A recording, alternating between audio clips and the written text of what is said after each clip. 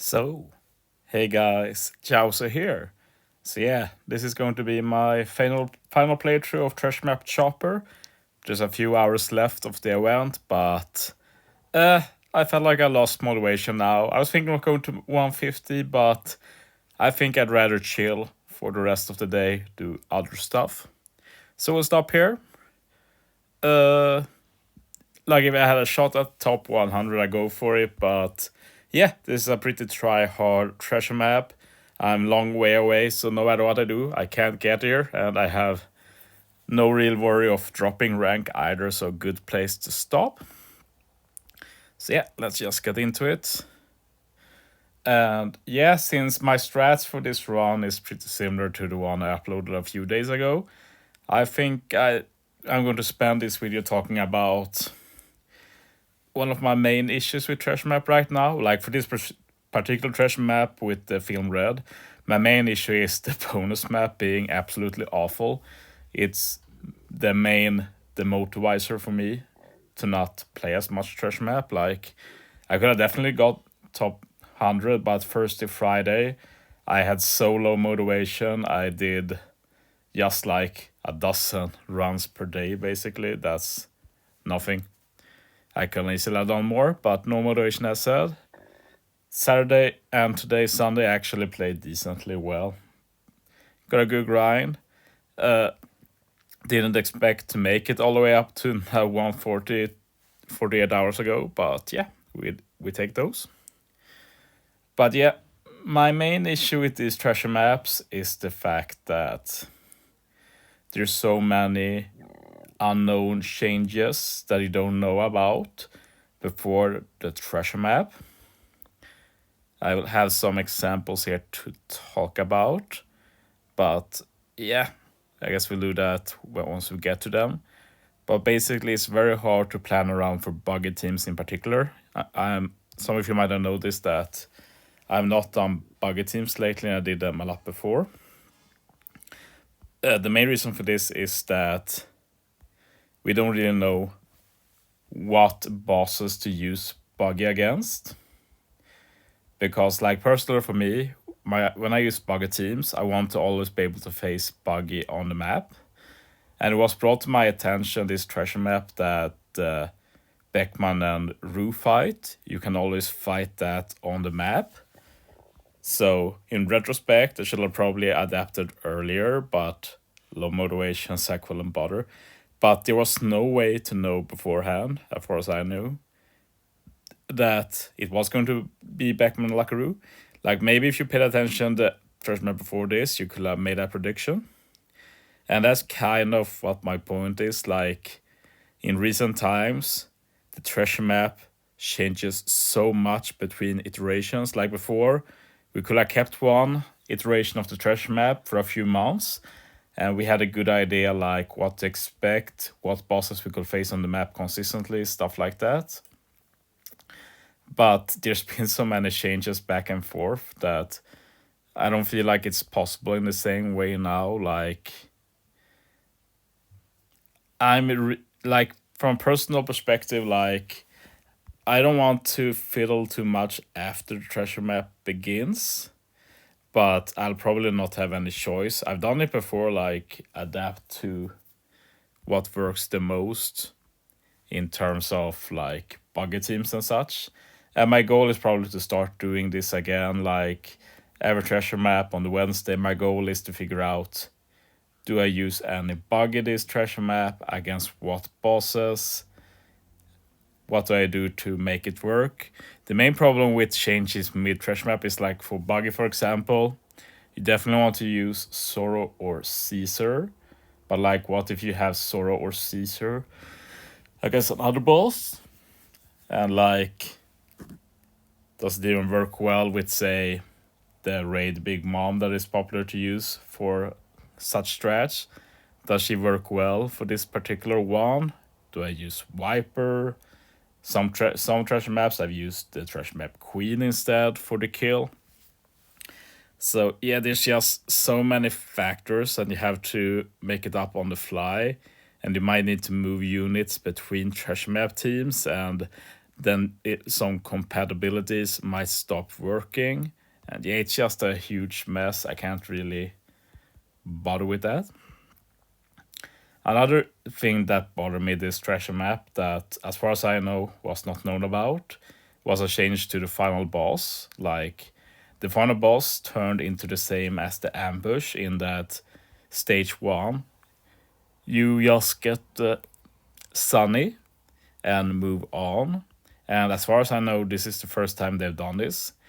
And it's actually a pretty huge deal. Like, what if you planned around using specials that required like hitting perfect or something, or with a timer buff, stuff like that? That's not possible in situations like that.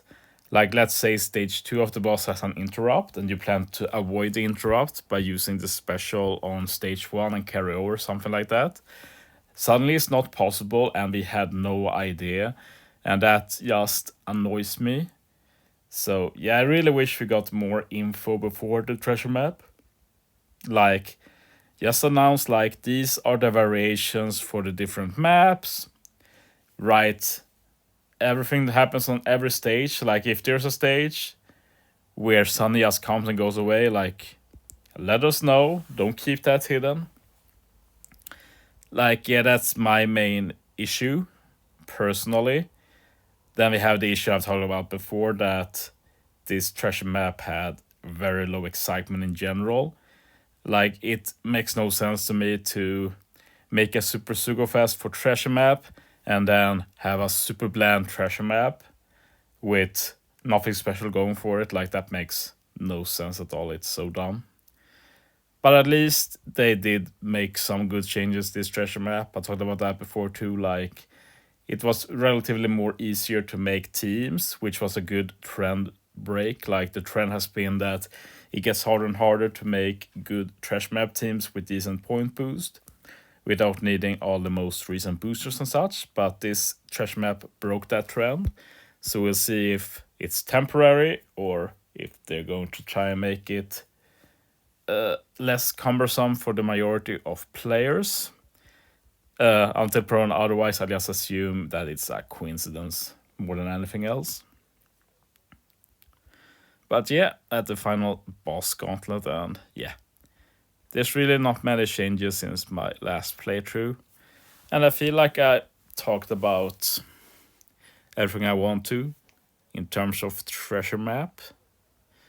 We'll see how I approach it in general. Like as I've said, my motivation this treasure map has been low, and I'm not sure if it's because like if it's like just a natural progression that I played this mode for so long. Like, am I getting tired of it? It's possible, of course.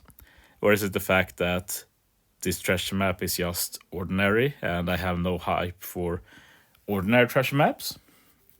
Might be possible. Maybe I'll be excited if they spice it up. They make me want to play. Stuff like that. Can't rule it out.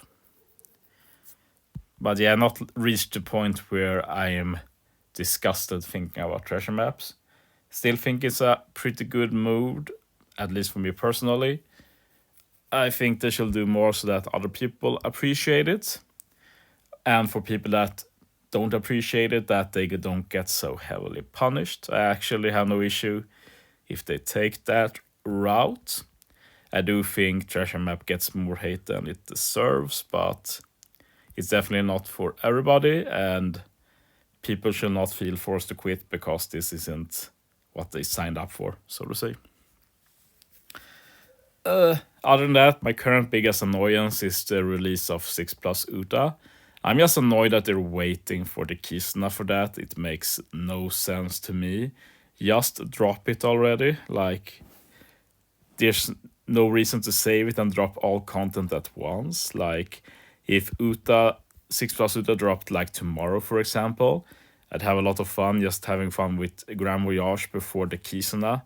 Now instead I have to juggle Kisuna with making new Grand Voyage teams. Super annoying. So we'll see how I do. Like, my current plan is basically for Kisuna drop, I'll do my usual one team for all. And After that, I'll probably try and make some Grand Voyage teams.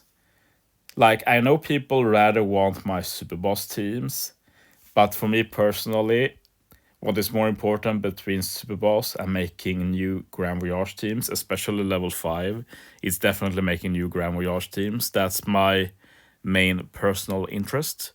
So I'll probably delay my Super Boss teams for a few hours to get Grand Voyage teams up. I'm definitely interested in making a cool Krieg team. And like, if you wait too long, other people will do it instead.